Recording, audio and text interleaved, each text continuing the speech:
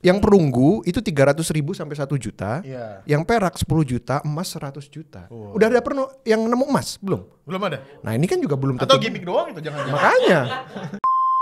Baby boomers itu kan adalah identik dengan orang yang stick ke satu pekerjaan sampai dia mati kan, sampai dia pensiun. Stability karena dia tuh udah ngerasain Istrinya cantik, Dadan macam terlalu cantik. Bukan monster. harus pakai tentakel. Halo, kembali lagi di Unfiltered bersama gue Tirta Dan gue Vincent di podcast UMKM. Komennya lucu banget lagi. Jadi episode kita pertama setelah hiatus ya, 1 bulan dibilang kayak gue selalu menunggu. Gue support podcast UMKM ini. Iya. UMKM. Terima kasih loh. Kapan kita jadi podcast kong lu ya? Lo katanya kemarin diundang. Jadi motivator. Jadi motivator di salah satu brand pharmaceutical. Brand pharmaceutical. Nah, gue gak berani ngomong lah. Oke. Karena gak dibayar. Oke. Gak dibayar untuk ngomongnya maksudnya. Oke. Jadi di invite untuk sharing lah pengalaman tentang GBS. Jadi semua audiensnya itu pengidap GBS? Enggak. Oh bukan. Bukan anjir. Oh kirain. Jadi journey kena GBS terus itu annual conference ada employee mereka lah gitu. Oh, biasa. Kirain lo di depan GBS terus kayak mencoba untuk memotivasi mereka gitu enggak ya? Enggak ya? Gak ada, kayaknya penderita GBS paling aktif kayak gue. Iya, paling petakilan. Paling petakilan. Paling menjual GBS-nya. Ya. Yang menjual kartu sakitnya itu gue kayak. Yang lain kayaknya biasa-biasa aja. Iya. Ya. Tapi gini, kalau dikumpulin nih gitu ya, seluruh penderita GBS di Indonesia, lo yang paling sukses bukan? Gak tahu ya, tapi gue pernah, lo tau gak kalau gue pernah di invite ke grup WhatsApp penderita GBS seluruh Indonesia? Belum. Jadi gue pernah masuk ke grup WhatsApp, akhirnya gue keluar. Karena? Gak kuat. Hah? Karena satu di situ isinya tuh bermacam-macam ya. Jadi maksudnya orang yang GBS udah yang puluhan tahun sampai yang baru fresh from the oven itu loh, yang baru kena gitu. Jadi isinya tuh adalah kayak ini saudara saya kena nih, obatnya apa? Gimana bisa sembuh nggak? Jadi gue ngerasa kayak aduh, it triggers me gitu loh. Oh, mentally lu kena lagi iya, gitu jadi ya. Kayak, aduh gimana gitu. Oh, Terus iya. ada yang penderita baru sebulan, 2 bulan udah bisa lari lagi. Kan gue pengen ya. Jadi gue ngerasa, aduh gue jadi membanding. Lu udah berapa tahun kan? 8 8 tahun. Jadi kan gue jadi membandingkan, jadi males. Gitu. Iya. Buat penderita GBS di luar sana, survivor, tetap semangat ya, seperti Tirta, gini kan. Contoh yang baik bahwa tidak ada penyakit, dunia belum berakhir, tidak ada penyakit yang bisa menghalangi dari doing something great. Iya. Udah topik pertama aja, langsung. Topik pertama kita adalah Indonesia. Games. Judulnya apa tuh? Keras banget. Indonesia mental pengemis, rusak fasilitas umum demi harta karun. Jadi buat yang belum tahu nih di TikTok lagi rame banget nih hunting koin jagat. Jadi jagat ini adalah permainan berburu harta karun. Jadi intinya kayak ini ya kayak Pokemon Go. Kayak Pokemon Go, kayak telur Paskah gitu ya. Telur Paskah. Nyari-nyari gitu. Jadi harta karun. Iya kan? Telur Paskah gitu kan ya. Iya.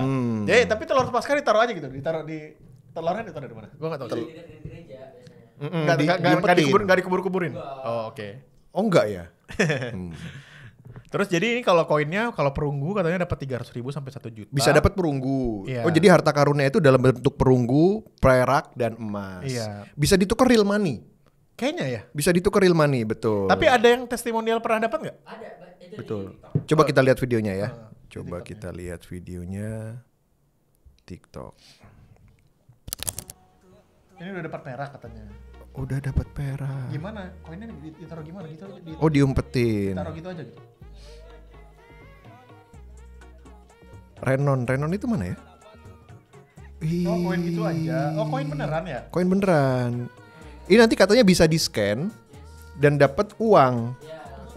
Oh, langsung masuk. Gua uang kira kayak tunai. Pokemon Go yang koin-koin apa AI atau virtual gitu loh. Enggak ya? Enggak. Koin fisik ya? Enggak. Ini kayaknya salah satu cara yang dibuat sama si developer gamenya, si Jagat ini untuk mempopulerkan gamenya. Iya. Jadi dapat real money gitu ya. Tapi sayangnya orang-orang jadi ngerasa menemukan cara untuk nyari easy money ya. Betul. Terus mereka akhirnya di Bandung, Surabaya, Jakarta tuh ngerosak beberapa fasilitas umum. Wow. Jadi taman itu paving block dibongkar, tiang lampu dibongkar juga. They take it seriously ya? Iya. Seandainya effortnya itu dialihkan untuk mencari kerja. Ya gak sih lu kayak lu bisa ngebongkar paving block gitu ya. Kayak energi lu coba di channel jadi bikin CV gitu, ngerti gak lu? Bener. Iya Ningkatin skill. Iya, gitu kan. ikut webinar apa gitu. Jadi semangatnya ada, channelnya yang salah. Iya. Terus akhirnya beberapa udah komen tuh kayak pengelola GBK udah komen kan udah kayak marah-marah gitu, dibilang kayak tanaman diinjek-injek gitu. Akhirnya pihak GBK minta menghapus titik sebaran koin gitu. Iya. Karena nggak cuma merusak tapi juga mengganggu ketertiban umum gitu. Iya. Nah, ini si Jagadnya sendiri dia juga sudah mengumumkan pengumuman resmi dari Jagad bahwa koin tidak akan muncul di area-area berikut. Pertama, tertanam di dalam tanah. Waduh, mereka bilang nggak dikubur, tenggelam di dalam. Artinya kan udah ada yang nyelam nih. Iya, berarti nggak ada ya. Tenggelam di dalam air itu tidak ada. Tersembunyi di balik batu bata atau tempat lain yang perlu dipaksa untuk dibuka. Area yang tidak diizinkan untuk dimasuki. Ini siapa yang memulai? Iya. Memulai ekstrim ini gitu. Ya sampai ngebongkar batu bata gitu. Bener. Dikiranya ini kayaknya terlalu banyak nonton itu Pirates of Caribbean dia. Iya. Harta karun ya? Harta karun, One Piece. Doi merasa Luffy. Mereka punya gomu-gomu kayaknya. Nah ini ada hal yang menarik nih, Tak. Karena pertama kalau dilihat dari sisi psikologi ini suatu bentuk gratifikasi instan.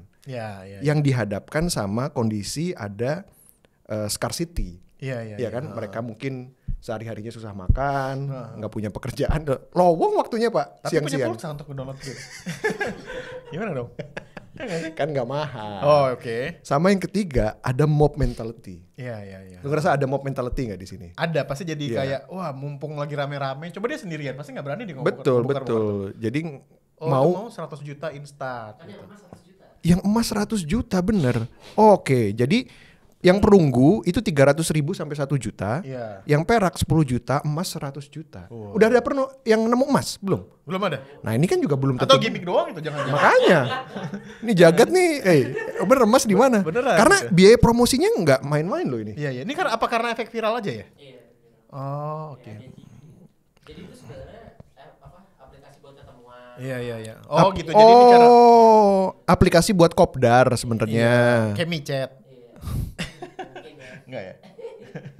Nomor Tinder, Bumble. Tapi maksud gua sistem kayak bermain games dengan hunting ini kan sebenarnya udah trik lama ya, trik marketing lama gitu. Kayak lu permen karet Yosan tau gak lu? Oh iya. Ya kan itu kan huruf apa yang susah ketemu? Bukan, Y-nya. Y-nya susah ketemu. Y-nya kayaknya gak pernah ada. Jadi Osan selalu. Itu harta karun One Piece-nya tuh Y-nya itu ya. Jadi kayak Monkey Y Luffy harusnya.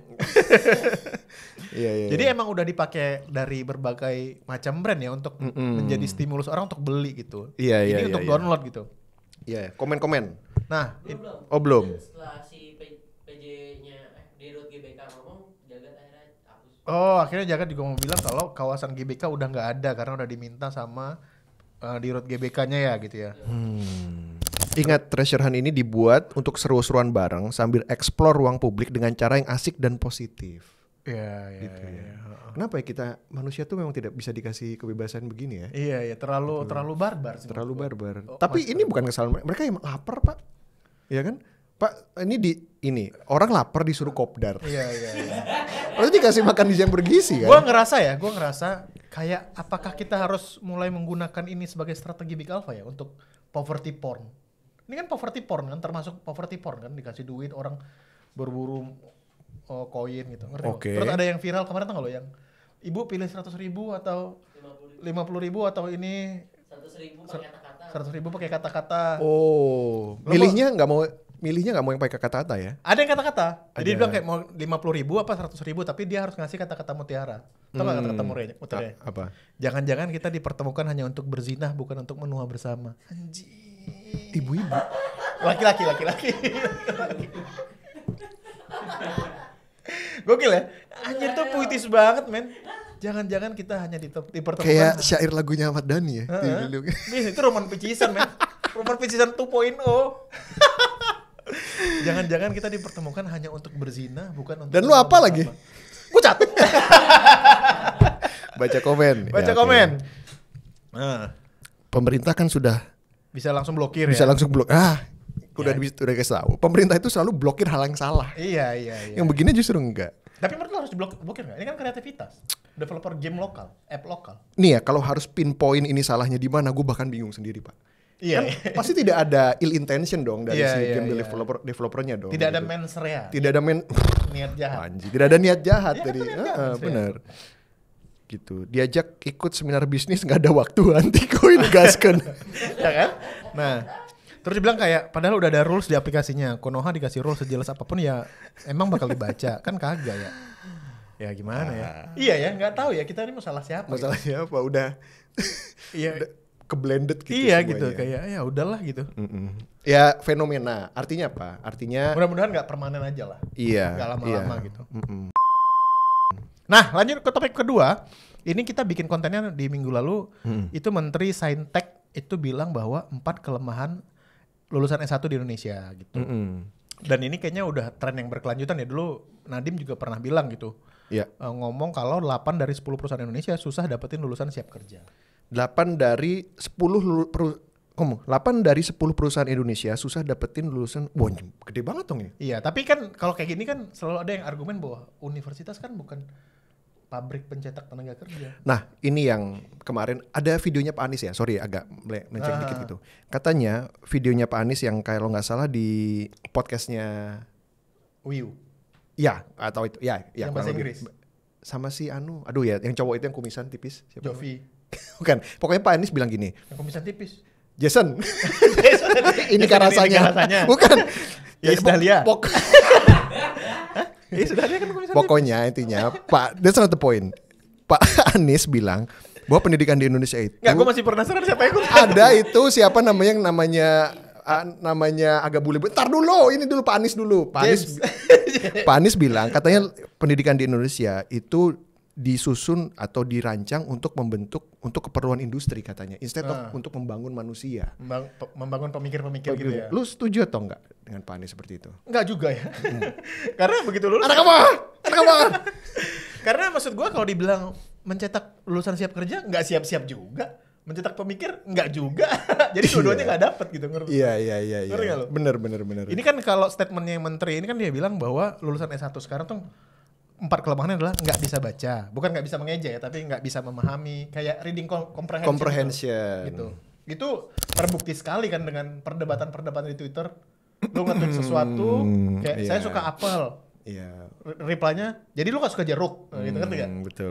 Terus ada yang bilang juga kemampuan menulis rendah. Ini kan kemampuan menulis rendah. proses eksplorasi dari setiap individu mengembangkan dan mengasah idenya itu waktu nulis jadi jelek.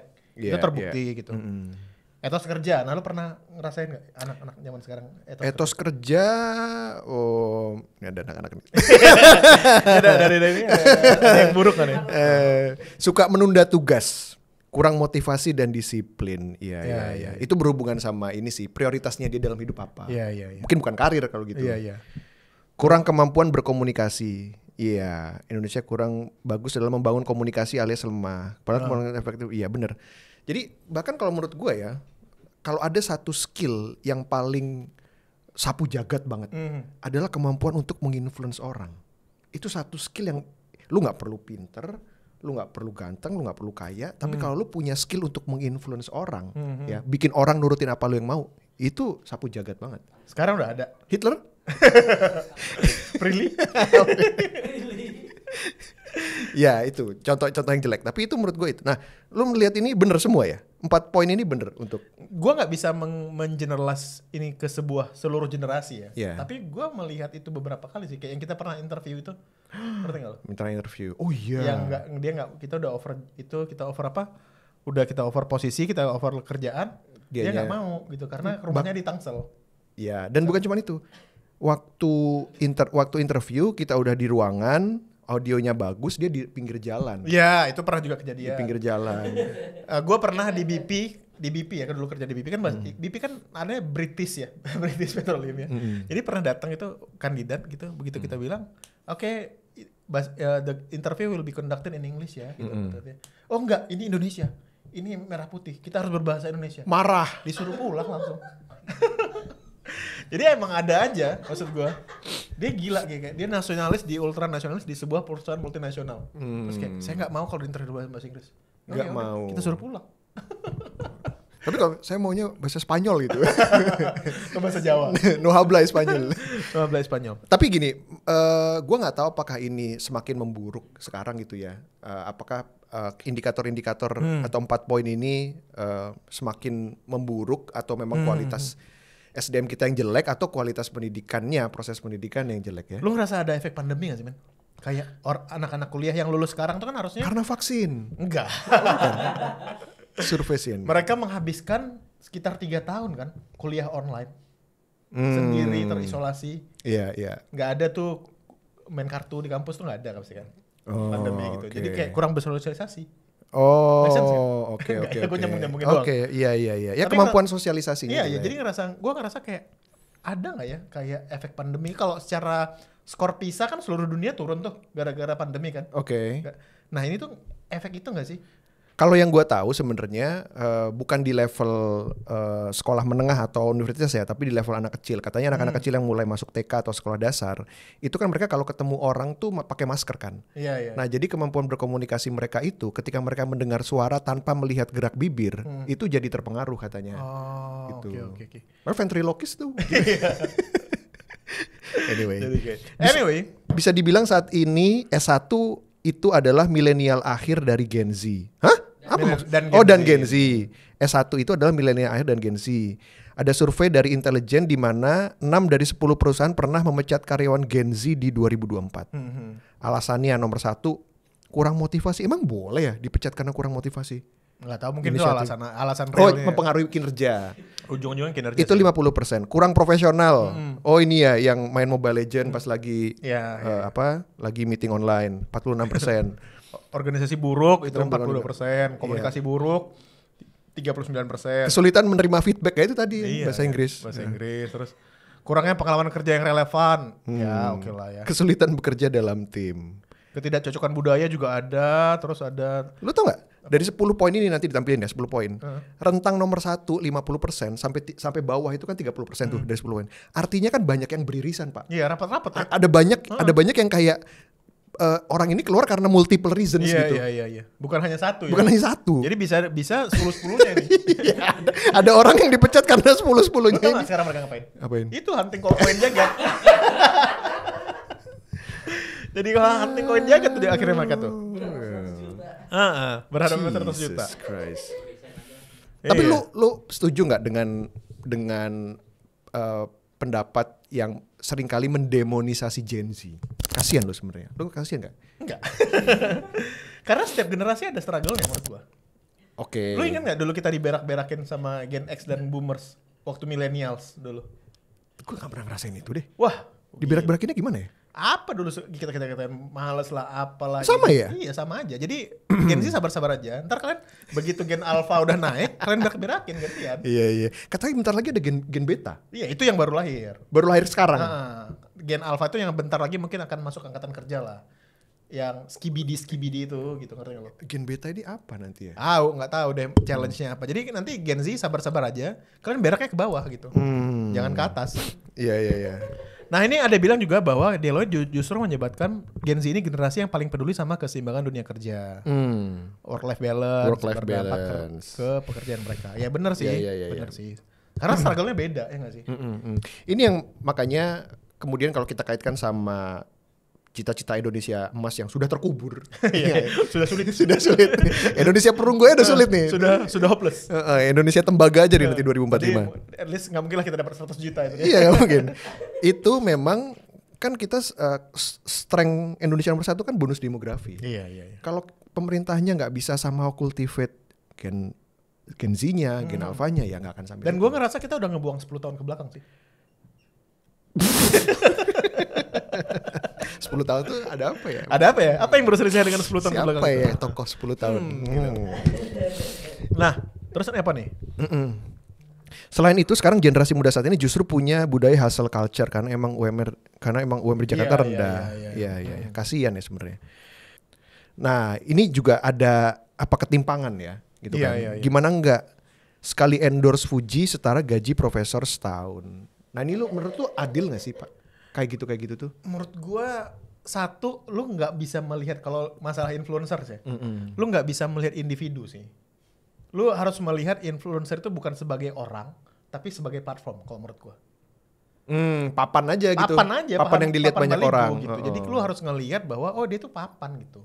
Sama kayak kita nyewa baligo gitu ya. Di Sudirman di gitu Sudirman. kan, per hari gitu. Buat para pengiklan, misalnya ya bandingin aja gitu. Gua nyewa baligo di Sudirman sama endorse Fuji, berapa impression yang Jadi nggak bisa dibandingin dengan gaji profesor memang. Betul. Lu harus ngebandingin dia sama dulu mungkin kayak lu punya stasiun TV.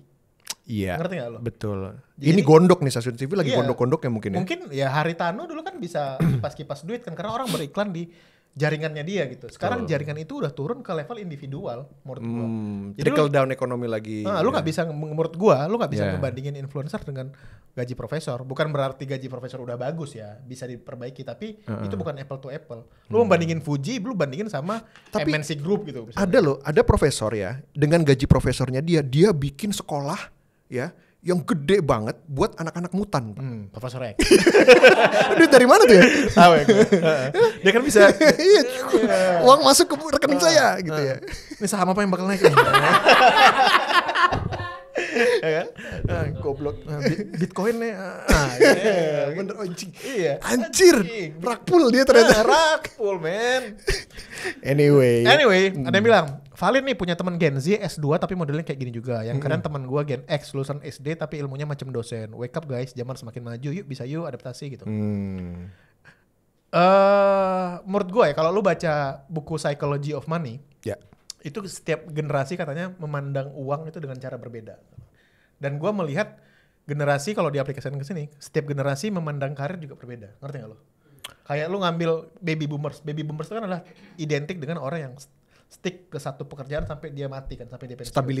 Stability, karena dia tuh udah ngerasain dulu yang namanya perang, Great Depression. Jadi orang dia udah takut gitu. Nah, Gen X akhirnya challenge-nya udah beda lagi kan, yang hippie movement apa segala macam gitu. Betul. Milenial beda lagi. Milenial kan udah ya beda.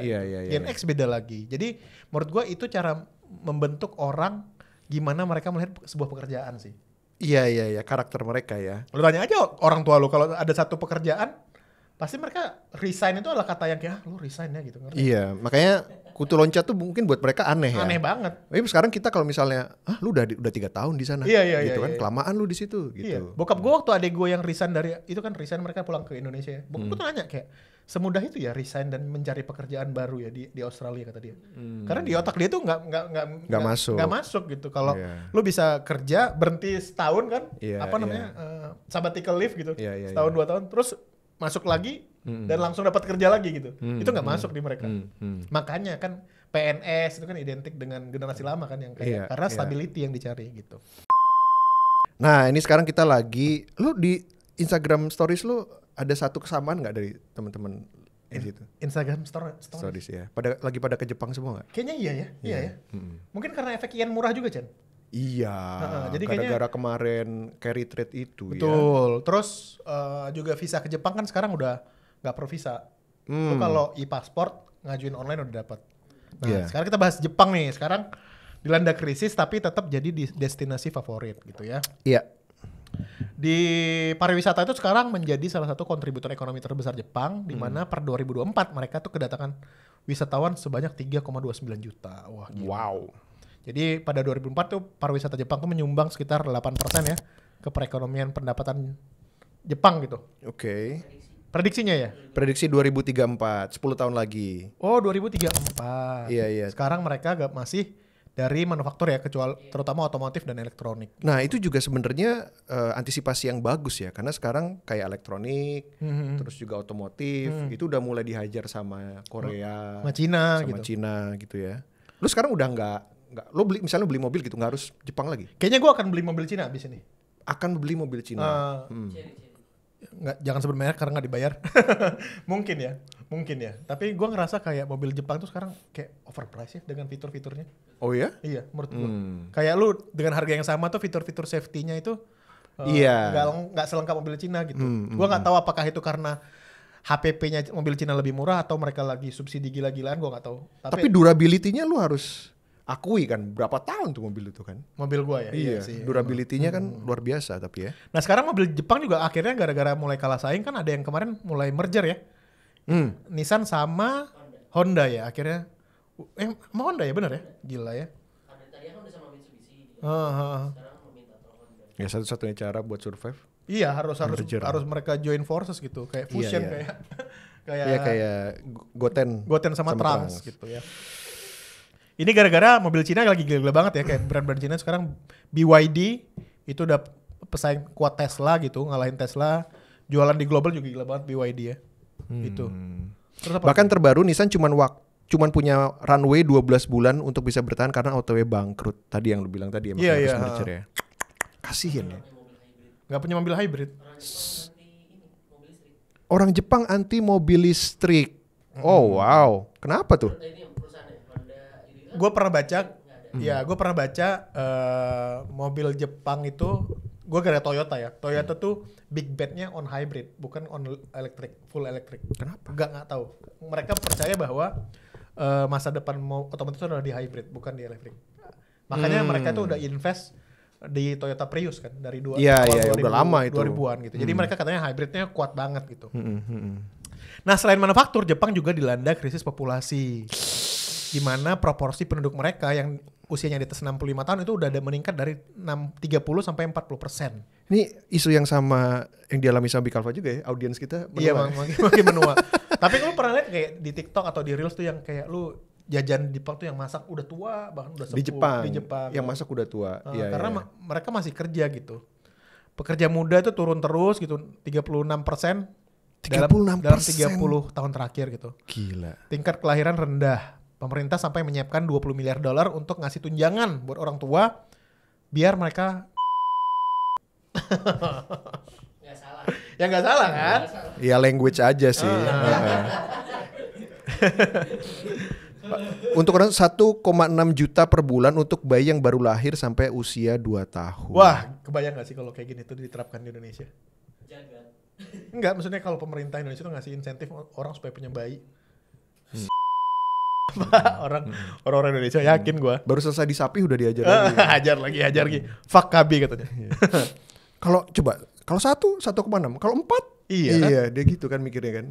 Udah kayak pabrik ya. Iya. Pabrik anak gitu. Lu pernah ke Jepang gak sih? Belum Lu pernah. harus cobain ke Jepang. Lu harus cobain ke Jepang. Supaya dapat ini 1,6 juta. Iya.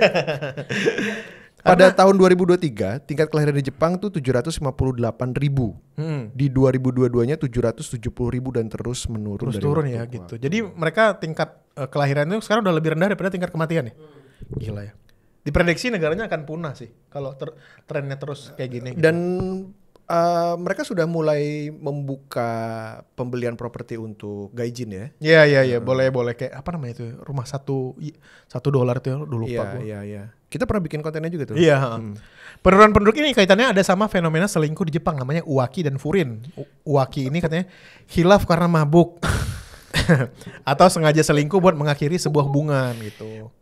Ada fenomena selingkuh namanya uwaki dan furin. Kalau yang waki ini nggak apa-apa gitu. Oh nggak apa-apa. Uwaki sering dianggap bukan sebuah masalah besar. Kilaf karena mabuk atau sengaja selingkuh buat mengakhiri sebuah hubungan adalah cara cepat mengakhiri. Kalau furin ditranslate itu artinya zina atau amoralitas.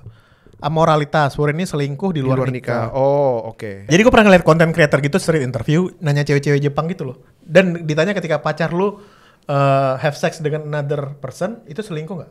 Katanya ada beberapa yang jawab enggak katanya. Kayaknya fenomena ini. Kalau cuman hubungan badan nggak selingkuh, selama dia baliknya ke gue. Iya, selama botolnya pulang. Kecapnya tumpah di jalan nggak apa-apa katanya. Gitu. Iya, Jadi iya, agak iya. aneh sih ya. Waki namanya ya. Dan gila ya maksud gue. Kayaknya pemerintah Jepang kan sudah melakukan segala macam cara ya supaya tingkat populasinya naik gitu ya. Kayak porno legal itu kan di Jepang udah. Itu bukannya kontraproduktif ya? Nggak tahu juga ya. Maksudnya kayak kan selalu di keluarnya di muka bukan di dalam jadi Ya nggak kan contoh yang salah itu. Udah gede semua ini. Iya. Gue pernah ke Jepang kan dan gue masuk ke store bokep gitu gue tidak malu mengakui ini karena di sana sangat normal ya. Jadi gue masuk gitu, gue kan masih yang kayak malu-malu pilih-pilih bokep gitu kan. Kayak, dan itu semua lantainya itu kan kayak 5 lantai gitu. Jadi lantai pertama, lantai kedua itu bokep yang DVD. Lantai ketiga itu mainan, toys. Lantai keempat tuh jadi ada macam-macam fetishnya men. Ada yang boneka yang gini. Tai banget. Dan yang gue kagetnya adalah it feels very normal Pak di sana Pak. Jadi orang pakai suits, baru pulang kantor. Biasa aja. Santai aja pilih bokep men. Kalau kita kan kayak like bokep di Twitternya kayak oh enggak nih jempol gua kan gitu. Pak Ganjar.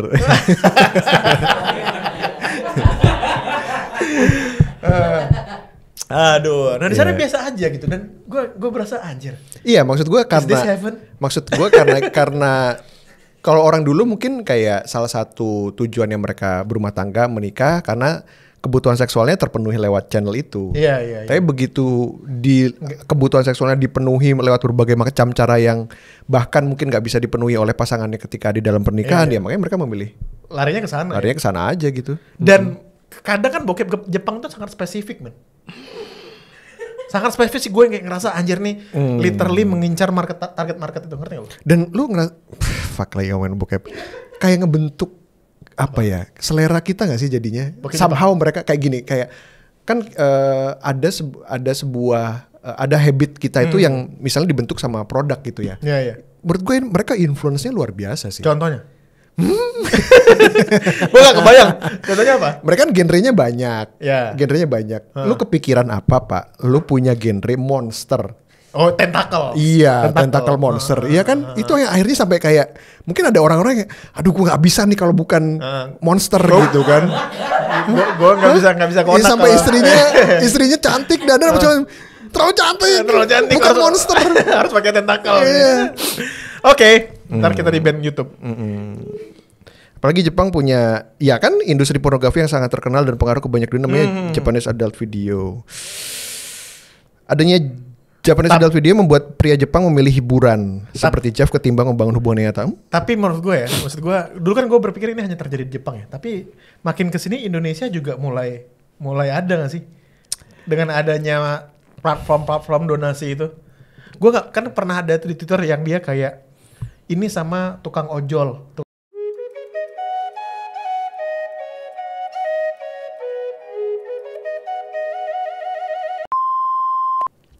Udah ya? Apa tadi sumbangan bokep Jepang itu ternyata ke miliaran yen ke ekonomi Jepang gitu. Itu miliaran yen aja itu udah banyak yang di piracy gitu kan. Gimana kalau semuanya legal ya? Iya gitu. benar. Ya udah itu topik terakhir. Sekarang reaction. Reaction. Ini apa nih? Kak, ada yang lucu dengan orang Amerika, mereka hijrah dari TikTok ke Red Note. Betul. Dan asal kau tahu, aku akhirnya menemukan satu fakta ya. Kalau ternyata kemarin waktu pas TikTok itu heboh, CEO-nya dipanggil di Kongres dan dituduh kalau TikTok itu adalah aplikasi yang bisa disadap oleh Cina, padahal itu adalah aplikasi dari Mama Rica gitu kan. Ternyata biang keroknya adalah Babang Mark. Betul, Babang Mark Meta. Mark Zuckerberg gitu. Dia mengeluarkan uang sampai jutaan dolar gitu guys untuk menghapus TikTok dari Mama Rica karena dia merasa dikalahkan. Kalah saing ya? Business competition. Gue jelasin dulu. Jadi sekarang kan gara-gara TikTok mau di-ban tanggal 18 ya kalau nggak salah 19 ya. 19. Jadi ada migrasi gede-gedean orang Amerika ke aplikasi namanya Red Note gitu. Nah, iya jadi kan emang isu TikTok mau di-ban di Amerika ini udah berjalan lama gitu ya. Tapi kalau memang benar kata Simba ini bahwa ini disupport banget sama Mark Zuckerberg gitu ya, terutama karena dari awal salah satu kekhawatiran paling besar yang sering disampaikan dalam hearing-hearing yang mengundang CEO-nya TikTok juga adalah tentang data privacy. Iya. Lu kalau nggak build di sini ya, lu nggak bisa gitu ambil data-data orang Amerika gitu ya. Which is sebenarnya kalau menurut gue ya kekhawatirannya Amerika bukannya tidak beralasan gitu ya. Mungkin sekarang enggak, tapi eventually kapan mungkin bisa diambil datanya itu ya. Itu make sense. Tapi kalau ini ternyata juga ada Mark Zuckerberg main di belakangnya gitu ya, terutama dalam konteksnya data privacy, ini sangat apa namanya kalau orang ngomong bukan kalau orang ngomong tuh nggak konsisten namanya apa? Inkonsisten. Karena dulu dia punya isu Cambridge Analytica itu Betul. zaman Trump mau jadi presiden di mana dia ketahuan jualan data gitu kan itu. Ini pernah dibahas juga di Last Week Tonight-nya John Oliver. Dia bilang TikTok emang bukan aplikasi suci, dia mengambil banyak sekali data pengguna. Tapi dia bilang TikTok bukan satu-satunya kata dia. Iya, betul. Bahkan even Uber kan pernah kena skandal kan. Yang petinggi Uber tuh kayak witch hunting salah satu drivernya. Gara-gara kenapa gitu kasusnya akhirnya. Jadi bahkan selevel Uber aja ambil datanya gila-gilaan. Gitu. Iya, tapi karena Uber dan Meta punyanya Amrit, jadi mereka ngerasa masih punya kontrol gitu ya. Ya Mark Zuckerberg tinggal dibikin regulasi aja supaya Mark Zuckerberg nggak bisa ngapa-ngapain gitu kan. Tapi kemarin mumpung kita lagi ngomongin Mark gitu ya, kemarin kan diundang ke podcastnya Joe Rogan. Terus habis itu dia juga ngeluarin statement di mana starting from now katanya mereka akan lebih loose dalam konteks moderasi konten ya, atau misalnya censorship gitu kan. Dan konten-konten yang tadinya di flag atau misalnya di ban gitu, akunnya kayak kita dulu pernah di ban kan, kalau kita bahas beberapa konten sensitif itu kayaknya mungkin akan lebih loose sekarang gitu kan. Gila ya, dia bilang kayak gini kan, di satu sisi waktu itu kan hebohnya vaksin kan, dia mengakui bahwa ada enormous pressure from the government untuk memoderasi konten-konten related vaksin. Kata dia. Bahkan ada terbentuk konten-konten bercandaan kata dia. Bahkan dia bilang kayak meme gitu, diminta di blok juga. Kata si Mark, dia bilang bahwa gua nggak mungkin menyensor humor, humor dan satir kata dia. Jadi sampai level mana? Tapi di sisi lain gue takut men. Karena? Gue harus sejauh apa ngejelasin bokap gue tentang AI bahwa itu video ini palsu. Bener. Iya. Ini nih palsu nih gitu. Kayak kan ada binatang laut apa gitu, bokap gue wah udah mau kiamat nih kayak gitu. Dan ini sebenarnya ngikutin apa yang dilakukan sama Elon waktu dia pertama kali akuisisi Twitter. Pertama kali dia mau cut 70% pegawai, yang pertama kali kena adalah divisi censorshipnya. Ngapain lu di sensor? Udah biarin aja gitu kan. Pure aja udah semua gitu kan. Betul free speech. Nah ini yang kayaknya juga anjir ya, selain jadi akhirnya dia bisa cut cost gitu ya, Mark Zuckerberg gitu ya, terus dia jadi lebih pro sama Trump sekarang karena dia mau ending wokeness bahkan di corporate culture-nya dia. Yang gitu. di AI-nya udah mau di-cut. Betul. Diversity, equity sama inclusivity gitu kan, itu mau dikurangin lah. Gua nggak tahu sih masyarakat Indonesia siap ya dengan semakin loose-nya censorship di Meta. Karena kan Facebook, Instagram, WhatsApp itu kan meta environment ya. Betul. Orang gimana ngefilternya coba? Iya. Terus apa lagi? Ini apa nih? Penyebab BPJS Kesehatan tekor 20 triliun tahun ini. Kenapa, apa penyebabnya? Utilisasi pelayanan kesehatan meningkat dari 250.000 per hari menjadi 1,7 juta. Makin banyak orang sakit gitu. Wow. Banyak orang sakit maksudnya. Peningkatan ini dipicu oleh bertambahnya jumlah pasien yang datang ke fasilitas kesehatan menggunakan BPJS Kesehatan. Tapi bayar premi nggak mereka? Utilisasi itu meningkat dulu cuma, ya ada kan kita masih punya golongan kayak Harvey Muiz kan, yang mereka nggak bayar premi tiap bulannya, masuk kategori. Masuk ke situ. Tapi nggak pernah dipakai gitu ya Harvey Muiz. Iya. Adapun peka sekali ya. Gufran menegaskan peserta yang menunggak iuran BPJS tidak terlalu membebani karena tergolong kecil. Oke. Iya, jadi makanya kemarin ada sempat keluar edaran poster gitu ya dari BPJS bahwa ada beberapa penyakit yang tidak bisa dirujuk ke rumah sakit kelas pertama. Jadi harus gitu diselesaikan di puskesmas gitu ya. Idealnya emang gitu sih, idealnya gitu. Tapi karena infrastrukturnya kan berjenjang memang, infrastruktur kesehatan gitu. Tapi repot juga, iya ya. Tapi puskesmas siap nggak gitu? Bener, sekarang kita dikit-dikit UGD, dikit-dikit sakit gitu ya. Ya kalau yang ke UGD beneran ya oke gitu ya. Tapi kalau meningkatnya jumlah pengunjung per hari dari 252.000 ke 1,7 juta, ini kan nggak mungkin lantas. Berarti hampir 7 kali lipat, 6 kali. 8 kali lipat.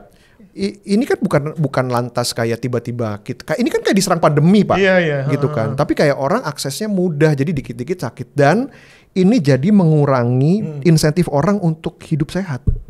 Menurut gua. Harusnya BPJS menurut tuh harus lebih main di preventif nggak sih? Betul. Kayak jadi gimana gitu. Pemerintah yang maksudnya nggak usah benar. Ya, apa tuh? Penyakit rokok usul nggak ditanggung, betul. Lalu makanya ada usulan kemarin penyakit karena rokok nggak ditanggung. Menurut setuju apa nggak? Menurut gua mending ditanggung, tapi preminya lebih mahal. Mending ditanggung tapi preminya berat. Yang kasihan sebenarnya second hand smoker. Gitu. Second hand smoker kan penyakit karena rokok. Ya gua waktu ngekos sama lu. Lu kan ngekos di ruangan ber-AC. Untung gua belum mati. Akhirnya dia keluar dari kosan. Iya, akhirnya gua keluar dari kosan. Kan gua udah sekolah sama dia ngerokok kamar ber-AC.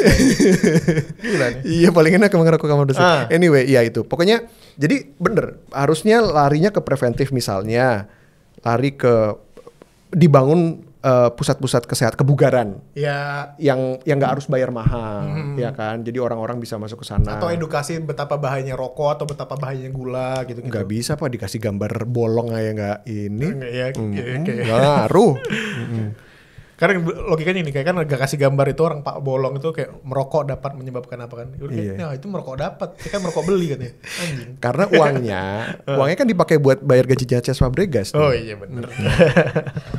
Gimana Ces Fabregas? Iya, nanti gak gajian kalau kita gak ngerokok. Oke. Next. Ini apa nih? Wah, ini tentang sepak bola ini. Pangeran. Kita mau lihat timnas Indonesia ini main kayak gimana. Kalau buat saya yang penting menang. Gitu, yang penting menang. Enggak ada hadiah untuk sepak bola indah, enggak ada. Ya. Anda total football pernah juara dunia enggak? Sepakat. Enggak pernah. Shades. Terakhir kali masuk ke final Piala Dunia 2010. Pelatihnya Bert van Marwijk. Itu enggak ada bagus-bagusnya main bolanya beneran. Benar. Nigel de Jong itu tendangan kungfu. Tendangan kungfu nendang dada orang. Ke dada orang. Udah enggak main. Gitu. Oke. Jadi prediksinya apa yang bisa dibayangkan oleh pemirsa nanti?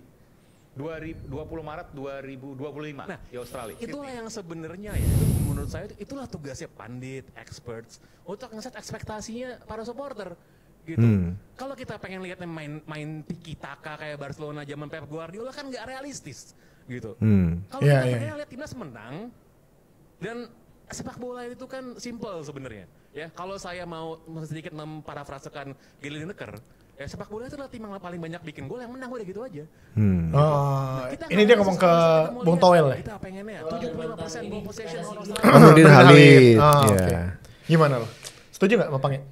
Gue nggak ngerti kenapa omongan timnas itu sampai ada perdebatan mending mana, mending menang apa mending main indah. Belum sampai situ soalnya Pak. Karena ini Bikin milestone dulu aja. Ya nggak sih? Ya bikin lolos dulu aja. Nggak mukul wasit gitu ya? Nggak mukul wasit gitu. Lolos Piala Dunia gitu aja dulu fokusnya gitu kan. Iya. Masa nggak kalau misalnya Arsenal ya tadi timnas Belanda. Itu mungkin gara-gara statementnya Clifford dibilang, oh saya akan tampil lebih menyerang, kata dia bilang gitu kan. Akan tampil lebih menyerang. Saya suka permainan menyerang, kata dia. Jadi yang membedakan dia sama Sintayong itu katanya. Sementara alibinya siapa tuh? Bung Toel. ST itu terlalu pragmatis gitu. Gimana ya? Bener kata Pange gitu kayak. Lu mau main lebih menyerang bukan prioritas. Lawan Jepang. Iya. Dibonga-bonga lu sama Jepang. Iya. Lu tahu kejadiannya Euro 2002. Berapa? Yang mana? Siapa menang? Euro 2024 di mana Greece menang. 2004 ya, sorry. 2004 di mana Greece menang. Benar. Iya kan? Menangnya 1-0, cuma selisih 1 gol. Gak ada yang inget mereka mainnya gimana. Tapi trofi itu ada di locker roomnya mereka. Iya. Itu Greece menang, kalau yang terlalu muda itu mereka menang itu kebanyakan seri. Iya. Kalau menang cuma selisih 1. Di final golnya sundulan. Dari corner. Dari corner. Lawan Portugal. Nangis itu Luis Figo. Benar. Iya. Ronaldo muda nangis. Rui Costa termehe-mehe waktu itu. Iya gitu. Dan Denmark juga kayak gitu kan waktu juara Euro 92. Iya. Itu mereka main defensifnya kayak apa? Laudrup ya. Tapi ya gimana gitu. Who gives a shit gitu. Akhirnya ada trofi kan. Iya, yang penting ada trofi masuk ke history. Kita menanti sekali ya. Ini Patrick Clifford. Enggak. Gua enggak. Lawan Australia loh. Wah dia bukan mendukung timnas. Tolong hujat dia. Gua akan tetap nonton tapi enggak antusias. Kita nonton lawan Bahrain nih. Lawan Bahrain. Yang di sini di GBK kemarin ya. Boleh. Ya. Ya udah gitu aja. Topik-topik kita hari ini. Terima kasih buat para penonton setia. Tetap support podcast UMKM ini. Terima kasih lo udah dikasih tagline podcast UMKM. Follow kita di Instagram, di Twitter, di TikTok, di YouTube. Subscribe di sini juga. Sampai ketemu di episode berikutnya. Bye bye. Dah.